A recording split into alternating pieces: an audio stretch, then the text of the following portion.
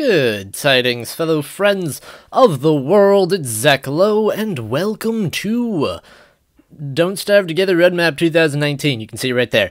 Anyway, this is basically what's going to be coming to Don't Starve, and there's a lot of stuff to read here, which there'll be a link down below if you want to read every individual piece, but I'm just going to be going over the meaty bits. So, brand new content to the base game, including new biomes, creatures, and more. Now, it's interesting that it mentions travel to new lands, and I'm trying to wrap my head around what this means exactly. I do not think they're going to do a alternate cave sort of system. That's kind of, the reasoning is because the same reason we don't have the ruins in Don't Starve Together is because it would be very server intensive, so I don't think it's going to be like that. I think it will, however, be like the atrium. Basically, we're going to have to do something, whether it be an existing thing that'll be generated into the world, or maybe something we have to make, and that'll link us to a separate, like, continent kind of thing. You know, kind of like Hamlet. Hamlet has those ruins in between. I think it's going to be like that. That seems like the sort of new system they're pushing, and it makes sense with Don't Starve Together for the sake of keeping that all in one area. I don't know how feasible that is, because kind of the same issue that Island Adventures has is that if the world size is too big, there's too many things loaded, and it kind of combusts, so we'll see. It's definitely possible, though.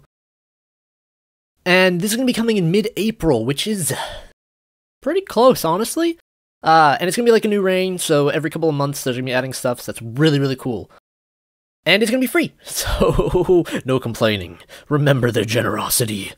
I think the biggest one for a lot of people is going to be character reworks.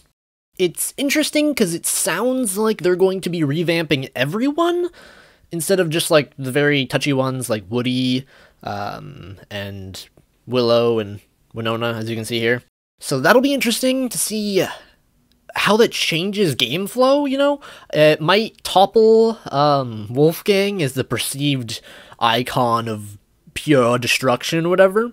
So that'll be curious. I hope they focus a little bit more on intermingling them. You know, I really like the dynamic between Wickerbottom and WX, how, you know, you can charge WX, and it's really cool like that. I wish they had more things like that, so that would be really cool if they tried to focus on that. One of the biggest parts for me is the fact that they're going to give a glimpse into their backstory, which is phenomenal. Just recently, I got a comment asking whether or not I would redo my character connection video, and I was considering it, you know, because with the Gorge, and even with the Forge a little bit, with the Gorge particularly, we got a lot of info on Weber. Weber's pretty much a farm kid, is what I'm able to deduce from everything. I mean, we already kind of knew that from, you know, the goats and the yada yada, his stuff, but, like, the Gorge really put a nail in that coffin. It's gonna be interesting to see the backstories that get fleshed out. You know, I'm particularly interested in Wigfrid and Woody and Wickerbottom, because there's not so much there that I've really been able to work with, so having a bit more will be very nice. So we'll definitely be seeing more lore videos coming, and that's gonna be phenomenal. Besides that, we're going to be able to buy their skins during the month that they are reworked, basically. And this is a catch-22 for me, because in one sense that's awesome as a collector, because that means I can get these skins at a reasonable price, but on the other hand, they're introducing the heirloom rarity, which is going to destroy my collection, basically, because I don't have all these heads currently, and I'm never going to be able to get heirloom rarity. And it's going to be very sad. But, you know, it's the price you gotta pay for reasonably priced stuff, I guess. We'll see how that works out. It's not really a big deal. It'll probably trigger me a bit, but it's fine. Then we have new characters. Now, 4. You know, I was expecting, okay, you know, maybe we'll get, you know, one more, you know, because it's usually like 2 or so per DLC, except Shipwrecked. Actually, yeah, Shipwrecked kind of doesn't really follow that. You know, or maybe they'll add 2 more for the sake, because this is kind of its own little DLC pocket. They're adding 4, which is phenomenal. And from the looks of it, just right here, we see Wartox, which is kind of a fan favorite. One of the more favorite ones of people that have been unimplemented. I'm not super into War Talks. I hope he gets a little bit of a design touch-up. I hope they don't just, like, use his the really old raw files for him. It's not that they look bad, I just feel like, I don't know, he could look a bit cooler, I think.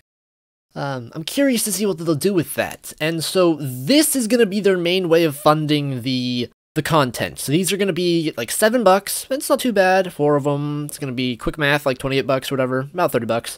Very reasonable. You know, I'm a bit sketchy. You know, it's a bit sketchy on the case of, you know, this is actual content that's being locked behind stuff. But at the very least, we can weave them with Spool. And I do have plenty of Spool, but I'll probably buy them anyway. Because, again, this is going to be funding the content, so if we want more content, buy the stuff.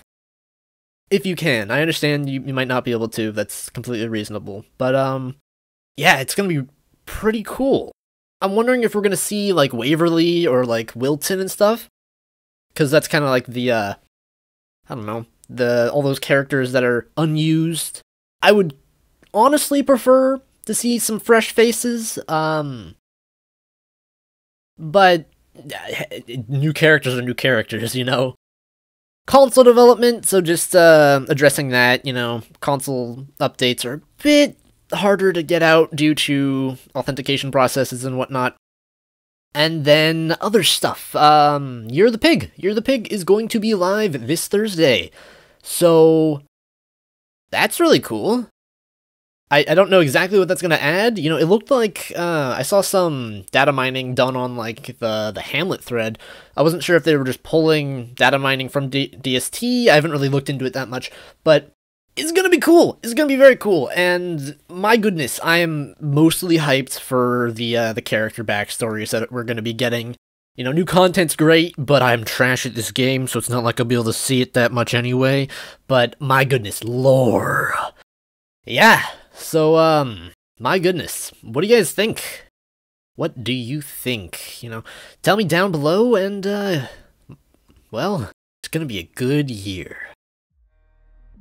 Alright, everybody, so that's gonna wrap it up. We'll probably be talking about this more and more as it gets closer, and yeah, it's gonna be a fun ride. So, thank you all for tuning in, and farewells.